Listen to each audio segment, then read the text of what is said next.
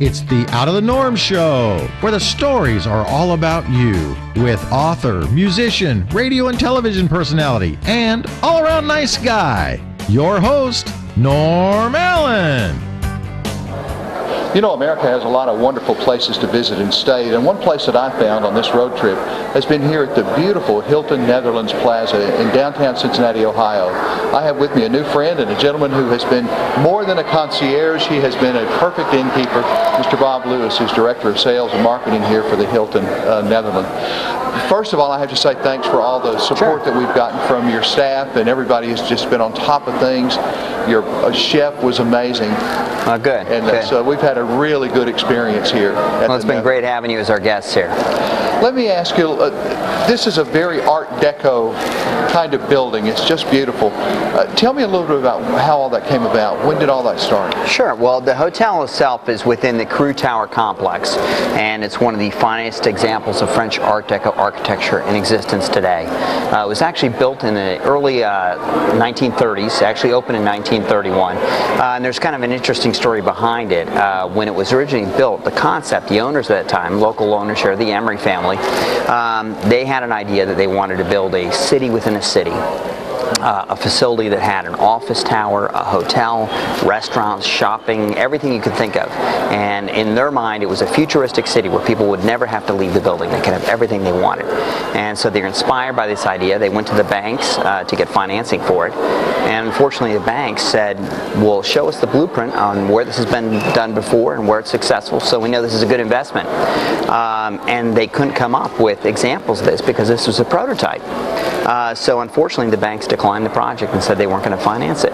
Well, the Emery family was so convinced that this was the right thing to do, he went ahead and he cashed out all his market from the stock market, all his funds from the stock market, and went ahead and invested it in the construction development of the property. Well, 6 months later, the stock market crashed. So that was a great crash of the stock market. And so he won on that deal. Oh, he did. And in fact, had he been financed by the banks, he would have lost everything and would have had nothing.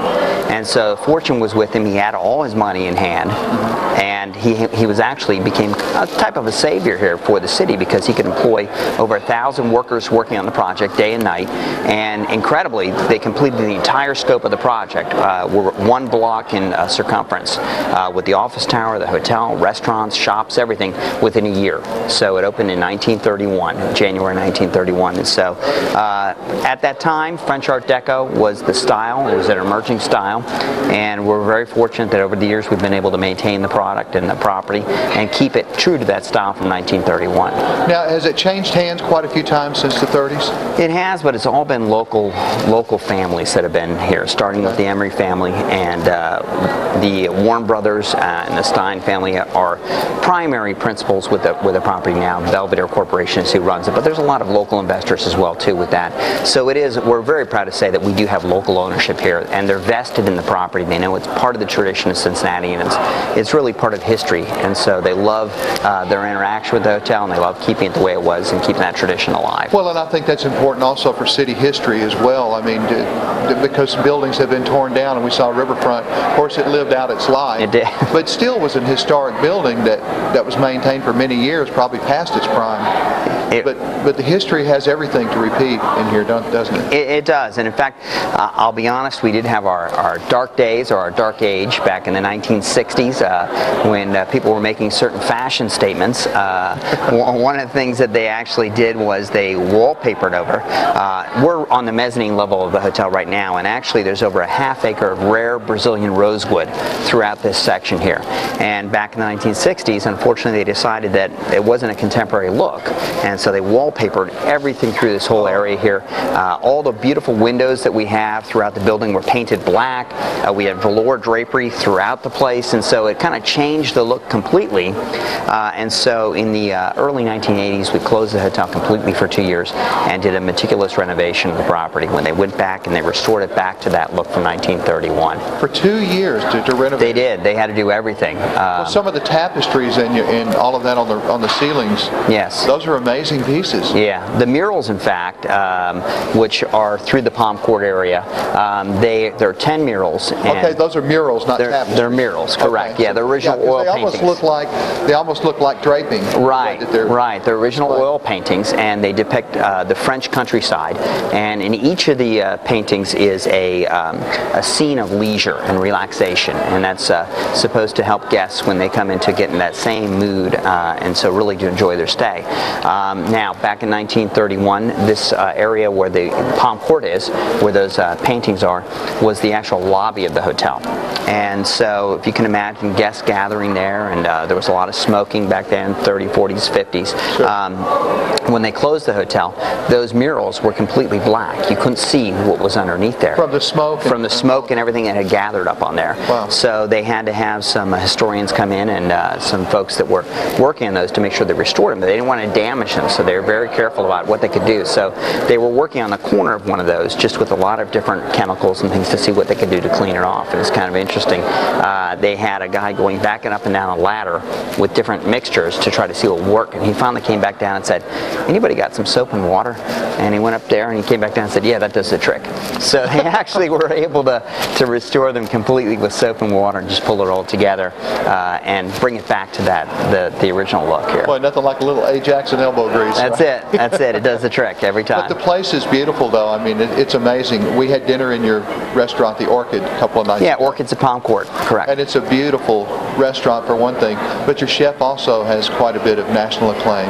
We do. Chef Todd Kelly, who's our executive chef, he's been terrific. He's not only executive chef of Orchid's at Palm Court, he's the director of food and beverage for the entire hotel as well too. But Orchid's really is our showcase restaurant. It's our fine dining restaurant, and that really lets him show his breadth of creativity that he has. He's actually the American Culinary Federation Chef of the Year for 2011 and 2012. He competed last year in March and won the regionals, Northeast regionals, and then went to Texas in the summer to compete for the national championship. And it's kind of like the cooking shows where you do the cook-off and the judges are all there and everything. And he won that award, and so he is the current Chef of the Year for the American Culinary Federation.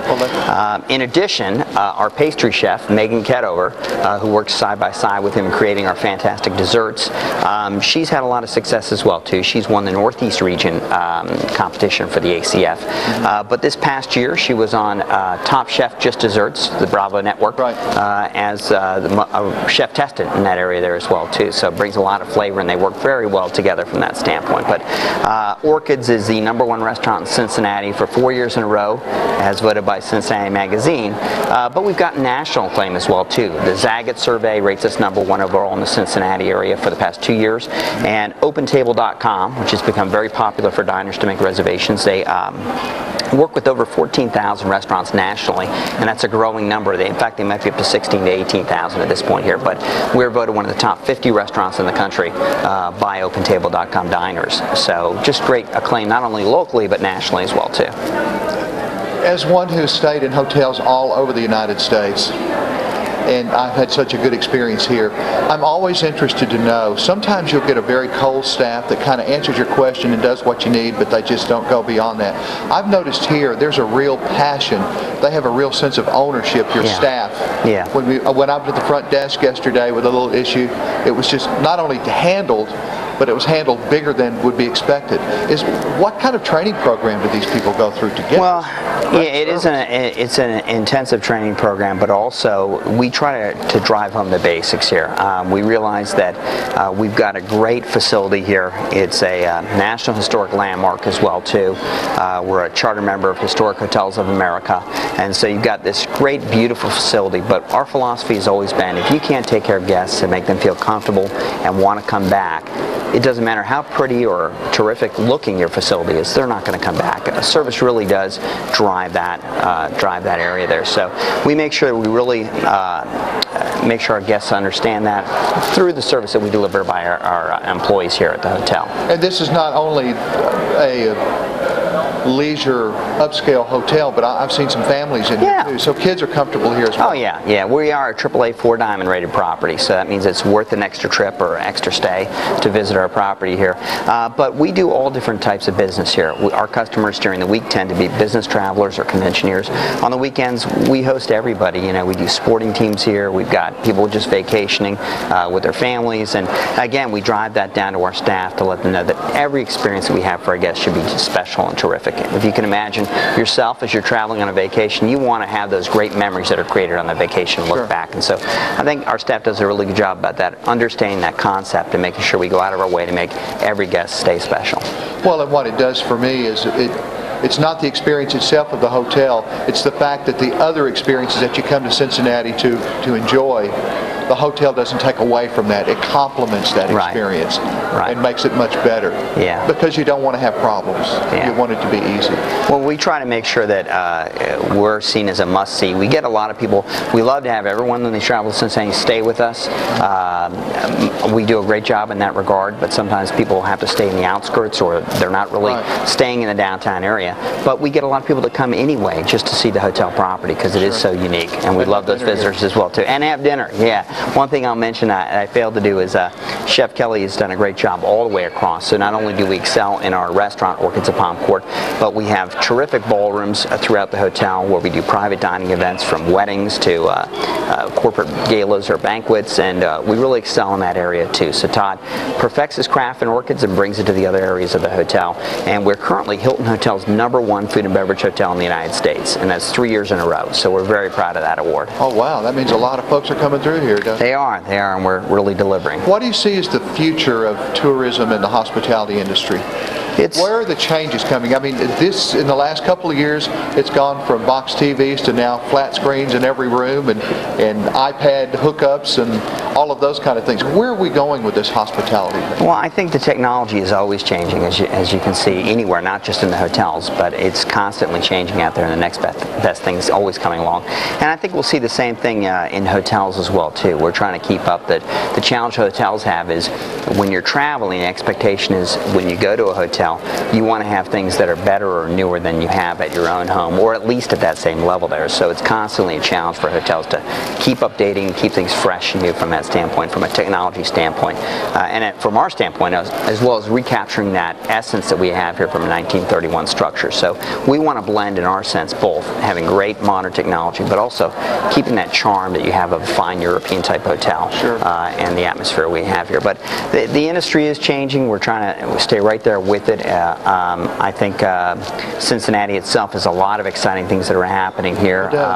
We've got a great, vibrant downtown area where people are returning to and living in the downtown area, and that's the key to any urban regrowth, is having people living there and actually participating with the events that are going on. It brings other services to the area that are going to be more stabilizing to the downtown community. Yeah, well, we've got a great restaurant here, Orchids. We have terrific options as well too in the area, fantastic dining options. You know, there's over 90 restaurants, stores, and shops within 4 blocks of the hotel here, and 3 major entertainment areas, including our theater district right here at the Fountain Square district, and the brand new Banks district, which is just opening up along the river. But that's all real close by, isn't it? It is. It is. Everything's within walking distance. So in the stadiums also.